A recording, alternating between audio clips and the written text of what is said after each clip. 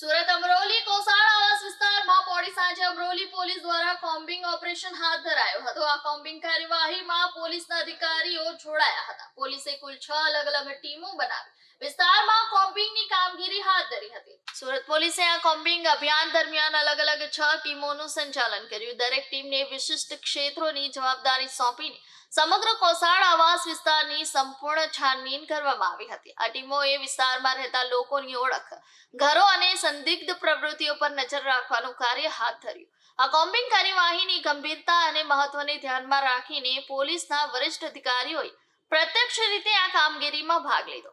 DCP અને ACP સ્તરના અધિકારીઓની હાજરીએ આ અભિયાનની વિશેષતા દર્શાવી હતી। પોલીસ સૂત્રોના જણાવ્યા અનુસાર આ કોમ્બિંગ અભિયાનનો મુખ્ય હેતુ વિસ્તારમાં ગુનાખોર તત્વોને ડામવી, બેધડક પ્રવૃત્તિઓ અને કોઈ પણ અવ્યવસ્થિત પરિસ્થિતિ પર નજર રાખવાનો છે।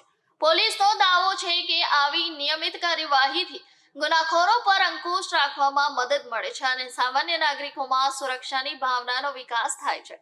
કોસાડ આવાસ વિસ્તાર અમરોલી પોલીસ સ્ટેશનની હદમાં આવે છે। પોલીસ સતત આ વિસ્તારમાં સુરક્ષા અને નજર રાખવાના ઉપાયો તરફ ધ્યાન આપી રહી છે। આ અભિયાન પોલીસની સક્રિયતા અને નાગરિક સુરક્ષા માટેની સ્થાનિક પ્રશાસનની નિરંતરતાનો ભાગ છે।